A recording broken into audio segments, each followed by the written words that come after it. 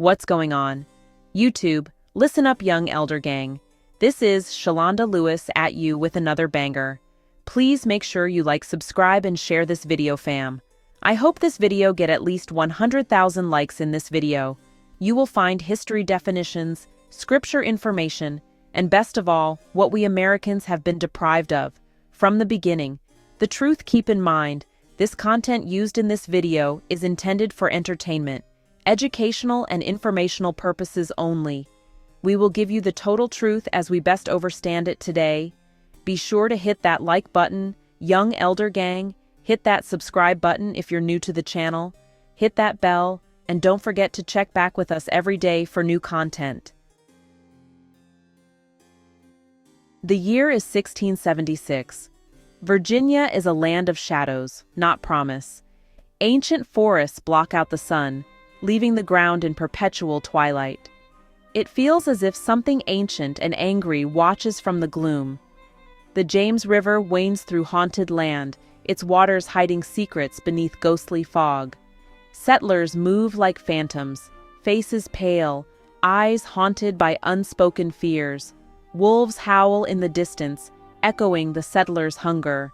Sorrow hangs in the air, a constant reminder of broken promises and lost lives. Bacon's Rebellion was an armed rebellion by Virginia settlers that took place from 1676 to 1677.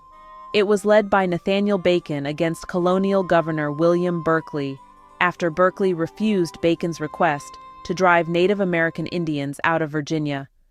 Thousands of Virginians from all classes, including those in indentured servitude and slavery, and races rose up in arms against Berkeley, chasing him from Jamestown and ultimately torching the settlement. The rebellion was first suppressed by a few armed merchant ships from London, whose captains sided with Berkeley and the Loyalists. Government forces led by Herbert Jeffreys arrived soon after and spent several years defeating pockets of resistance and reforming the colonial government to be once more under direct crown control. While the rebellion did not succeed in the initial goal of driving the Native Americans from Virginia, it did result in Berkeley being recalled to England, where he died shortly thereafter. Bacon's rebellion was the first rebellion in the North American colonies in which discontented frontiersmen took part. A somewhat similar uprising in Maryland involving John Coode and Josias Fendall took place in 1689. The alliance between European indentured servants and Africans, a mix of indentured, enslaved, and free Negroes, disturbed the colonial upper class. They responded by hardening the racial caste of slavery in an attempt to divide the two races from subsequent united uprisings with the passage of the Virginia Slave Codes of 1705. The people of Virginia are hungry for food, for land, for hope.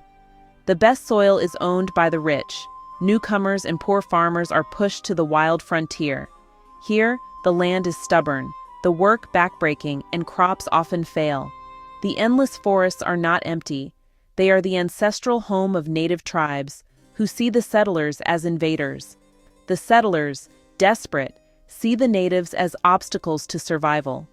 Tension simmers, fear is constant, and every day brings the risk of attack. Most settlers are poor, many former indentured servants, now free but with nothing. They feel abandoned by the government in Jamestown, taxed but unprotected. Told to stay off native lands, they have nowhere else to go. Their anger grows, fueled by hunger and betrayal. They are squeezed between powerful tribes and a rich, uncaring government. Desperation turns to rage. The settlers are a powder keg, waiting for a spark. They are forgotten men, trapped in a land that does not want them. The colony is a storm waiting to break. All it needs is a leader. Starting in the 1650s, when high tobacco prices encouraged both tobacco planting and immigration, colonists began cutting forests, as well as trying to farm tobacco on land already cleared by Native Americans. Whereas decades earlier, Native Americans had been able to trade foodstuffs which they had grown and captured for trade goods. Colonists had learned to farm grain and raise livestock for themselves.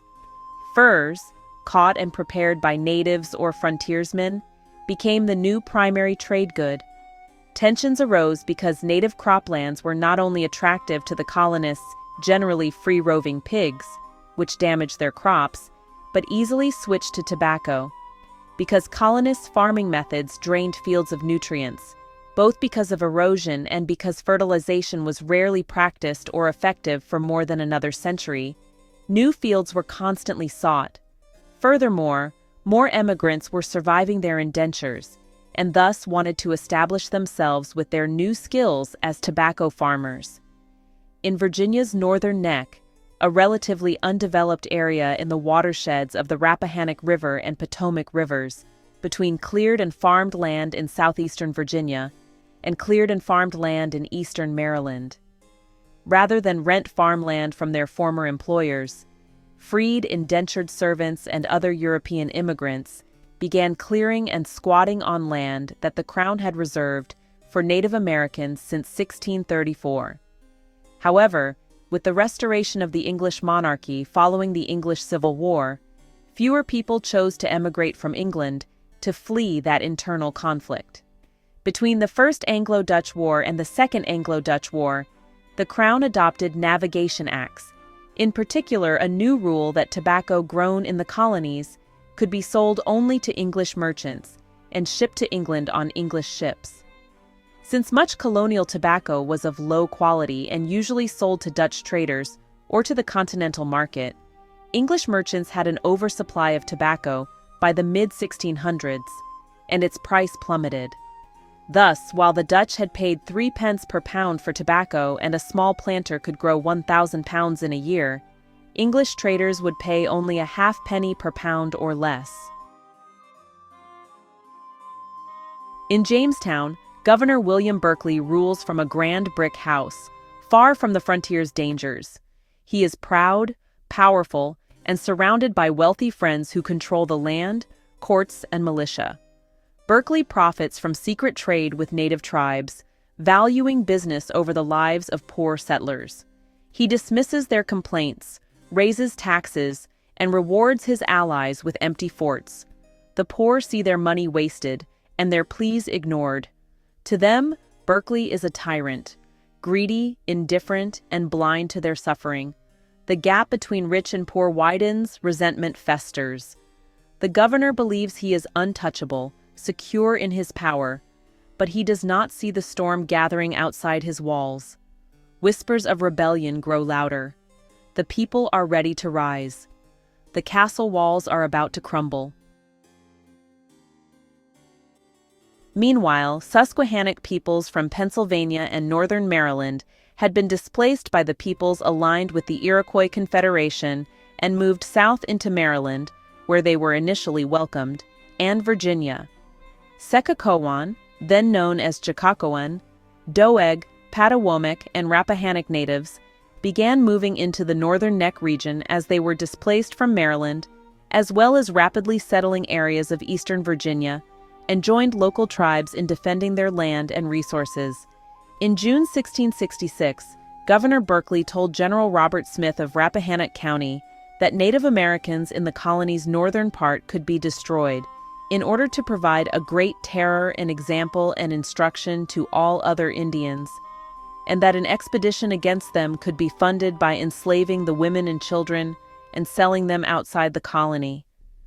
Allowing enslavement of Indians for damages done to frontiersmen had been permitted by the General Assembly in the case of John Powell of Northumberland County. Thus, soon colonists declared war on the nearby natives. By 1669, colonists had patented the land on the west of the Potomac as far north as My Lord's Island, now Theodore Roosevelt Island in Washington, D.C. By 1670, they had driven most of the Doeg out of the Virginia colony and into Maryland, apart from those living beside the Nanzatico Portabago in Caroline County, Virginia. Into this world steps Nathaniel Bacon, young, ambitious, and restless. A recent arrival from England, Bacon expects privilege, but finds only conflict on his frontier plantation. Unlike other planters, he feels the settlers' anger and sees their suffering. He is a gentleman who speaks for the desperate, a leader drawn to the edge. When his plantation is attacked and his overseer killed, Bacon's personal fury merges with the settlers' rage. He becomes their voice, calling Governor Berkeley corrupt and selfish. His words ignite the colony, and a motley army gathers: poor farmers, former servants, even enslaved and free Africans. United by anger, they see Bacon as their savior. Armed with hunting rifles and axes, they are desperate for justice and land. Bacon leads with dark charisma, promising safety and revenge. He urges them to take matters into their own hands. Under his command, the dispossessed become a weapon. The rebellion has found its leader. A storm is coming. The rebellion begins with blood, not strategy. Bacon demands a commission to fight the native tribes. Berkeley refuses, fearing Bacon more than any enemy. Declared a rebel, Bacon ignores the governor and leads his men into the woods. They attack the peaceful Occaneechi, allies of the English, blinded by hatred and fear. The massacre is brutal. Men, women, and children killed. The village burned to ashes. Bacon has crossed a line. There is no turning back. News spreads quickly. Bacon is a madman to the elite, a hero to the poor. More settlers flock to his side, swelling his army. The colony is split. Jamestown's government on one side, Bacon's uprising on the other. Virginia is at war with itself. The spark has become a wildfire. The settlers have chosen their champion. The rebellion is baptized in blood. There is no peace left in the land, only fury. Governor Berkeley declares Bacon a traitor and raises a militia, but the people side with Bacon. Bacon marches toward Jamestown, forcing the governor to recognize his power. The colony descends into chaos. Fields become battlefields, and violence spreads. Bacon's followers raid plantations, seize supplies, and burn the homes of the wealthy. For the poor, this is justice. For the elite, terror. The rebellion becomes a class war, fueled by rage and revenge. The violence spills over to native tribes. No distinction, only destruction. Villages are wiped out, people slaughtered. The rebellion, once a protest, becomes a campaign of ethnic cleansing. Berkeley flees Jamestown. Bacon controls the heart of the colony. For a moment, the rebels seem victorious. Bacon issues a declaration of the people, accusing Berkeley of corruption. Planters are forced to swear loyalty to Bacon. The rebels rule Virginia, their power built on anger and fear. But the land runs red and the cost is terrible. With Berkeley in exile, Bacon stands as Virginia's ruler, but his victory is fragile. Berkeley gathers new forces, preparing to retake Jamestown. Bacon knows he can't hold the capital, so he makes a fateful choice. If he can't have Jamestown, no one will. On a dark September night, Bacon and his men set the town ablaze. The statehouse, church, taverns, and homes, all consumed by fire. Flames light the sky, turning Jamestown into a hellish ruin. The first English settlement in America is reduced to ashes. It is an act of ultimate defiance and self-destruction. As dawn breaks, only smoking ruins remain. The rebellion has reached its peak and its breaking point. The rebels have destroyed the symbol of their enemy and their own future. With no capital, they are victors standing in ashes. The fire marks the rebellion's brightest moment and the start of its end. The cold winds of autumn begin to blow. The burning of Jamestown is not a true victory. Bacon's army, now homeless and hungry, begins to fall apart. The unity forged in anger crumbles into chaos and plunder. Bacon's end comes not by sword, but by disease. Dysentery claims him in the swamps.